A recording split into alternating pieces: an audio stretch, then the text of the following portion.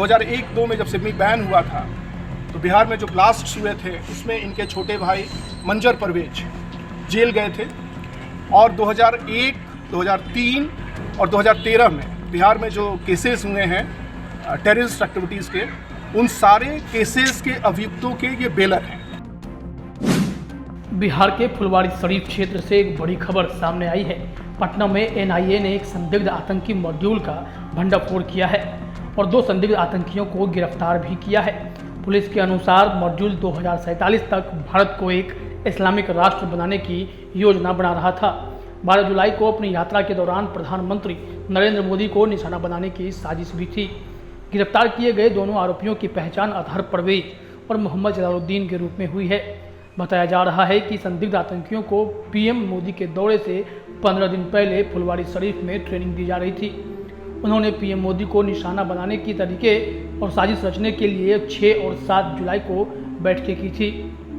Intelligence bureau को सूचना मिली कि पटना के फुलवारी शरीफ इलाके में एक संभावित आतंकी मॉड्यूल सक्रिय है, जिसके बाद पुलिस और केंद्रीय एजेंसियों ने 11 जुलाई को नया टोला इलाके में छापेमारी कर दोनों संदिग्ध आतंकियों को गिरफ्तार किया। बिहार पुलिस ने संदिग्ध आतंकियों के फुलवारी शरीफ कार्यालय में छापेमारी की। छापेमारी के दौरान पुलिस को आपत्तिजनक दस्तावेज मिले, जिनमें से एक का शीर्षक था 2047 India towards rule of Islamic India. इनके पास से 25 पीएफआई के पर्चे भी बरामद किए गए।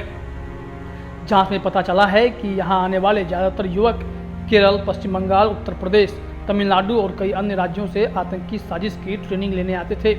पुलिस ने जो खुलासा किया है कि गिरफ्तार किए गए दोनों को देश में रहकर देश विरोधी अभियान चलाने के लिए पाकिस्तान, बांग्लादेश और तुर्की सहित कई इस्लामिक देशों से पैसे मिलते थे।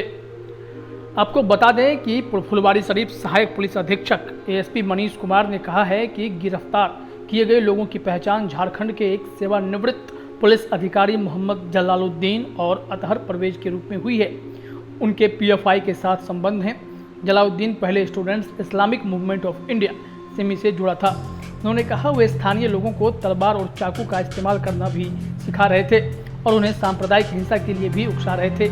एक जांच में पता चला है कि अन्य राज्यों के लोग पटना में उनके पास आ रहे थे, तो बिहार की राजधानी के होटलों में रहने के दौरान अपना नाम बदल लेते थे। आइए सुनते हैं इस मामले में क्या कुछ जानकारी पुलिस दे रही है। प्राप्त हो रही थी कि नया टोला नहर पे एक पर्टिकुलर मकान में कुछ लोगों के द्वारा देश विरोधी और विशेषकर समुदाय विरोधी कार्य किया जा रहा है। हमें सूचना प्राप्त हो रही थी और हम सूचना का सत्यापन एजेंसी से करा रहे थे। तभी 11/7/2022 को हमें एग्जैक्ट और पिन पॉइंट इन्फॉर्मेशन मिला कि वहाँ पे अहमद पैलेस पे, ईसोपुर में नहर के पास अहमद पैलेस में ऊपरी मंजिल पर पिछले 2 महीने से ऐसी एक्टिविटी चल रही है जिसका कोई नाम नहीं है, जिसमें दूसरे राज्यों से लोग आ रहे हैं। जो लोग आ रहे हैं बहुत ही संदेहास्पद आ रहे हैं। इवन कुछ लोगों को हम लोगों ने टेक्निकली और साइंटिफिकली चेक कराया तो वो लोग नाम बदल करके एयर टिकट, नाम बदल करके होटल में रुकना, ये सब कर रहे थे। हम लोगों ने टेक्निकल इंफॉर्मेशन से हमारे पास जो टेक्नोलॉजी और साइंटिफिक इन्वेस्टिगेशन है उससे प्रूफ कराया और 11 तारीख को हम लोगों ने रात में रेड किया तो वहाँ पे 2 व्यक्ति मिले जिनका घर था मोहम्मद जलालुद्दीन, जो रिटायर्ड सब इंस्पेक्टर हैं झारखंड पुलिस से, और अतहर परवेज, जिसके बारे में अभी तक जो सूचना प्राप्त हुई है वो सिमी के पूर्व सदस्य रहे हैं। 2001-2 में जब सिमी बैन हुआ था तो बिहार में जो ब्लास्ट हुए थे उसमें इनके छोटे भाई मंजर परवेज जेल गए थे। और 2001, 2003 और 2013 में बिहार में जो केसेस हुए हैं टेररिस्ट एक्टिविटीज़ के, उन सारे केसेस के अभियुक्तों के ये बेलर हैं। ये वेरीफाई हो गया है, इन्होंने खुद इसको स्वीकार किया है। और अभी पिछले 2 सालों से ये पीएफआई और एसडीपीआई के नाम पर बहुत सारे लोगों को ट्रेंड कर रहे थे। बाहर के जो चरमपंथी एलिमेंट से उनको यहाँ आश्रय दे रहे थे, उनको ये कम्युनिकेट कर रहे थे।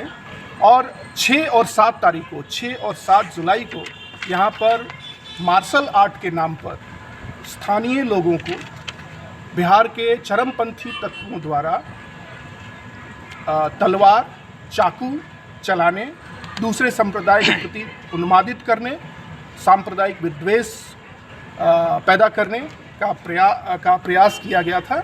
और इसका हमें सीसीटीवी फुटेज भी उपलब्ध है। जो लोग आए हैं उनके बारे में हमारे पास टेक्निकल इन्फॉर्मेशन भी है। जो पूरा सत्यापन हुआ, उस सत्यापन के आधार पर हम लोग ने इस्टेब्लिश किया कि अतहर परवेज और मोहम्मद जलालुद्दीन के द्वारा जो उस घर के मालिक हैं, जो उन सारे मीटिंग्स में सम्मिलित रहे हैं, सारी मीटिंग्स जहाँ होती है वो कुर्सी पर वहीं बैठे रहते हैं, वो पूरी चीज़ों में शामिल रहे हैं। उन्होंने एग्रीमेंट किया है, एग्रीमेंट का पेपर भी हमारे पास उपलब्ध है।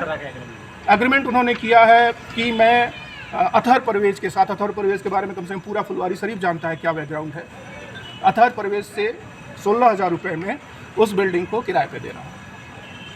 मकसद क्या है क्लियर नहीं है। और उन्होंने 11 तारीख से हमें लगातार बरगलाने का, झूठी बात कहने का प्रयास किया, जिसको हम लोगों ने साइंटिफिक इन्वेस्टिगेशन से पूरी तरह से बिहार में पूर्व में ब्लास्ट जो हुई थी उसमें भी इनके भाई का हाथ। मंजर आलम अतहर परवेज के भाई हैं, मंजर परवेज जो जेल जा चुके हैं 2013 में। 2001 की वो जेल में या बाहर है सर? समोते बाहर नहीं, 2013 में नहीं। और क्या इनका कुछ मेन मकसद क्या था सर? रेप केस में किया है मेन मकसद क्या 2001 था? में। इनका मकसद था एक संप्रदाय में, इंडिया विजन 2047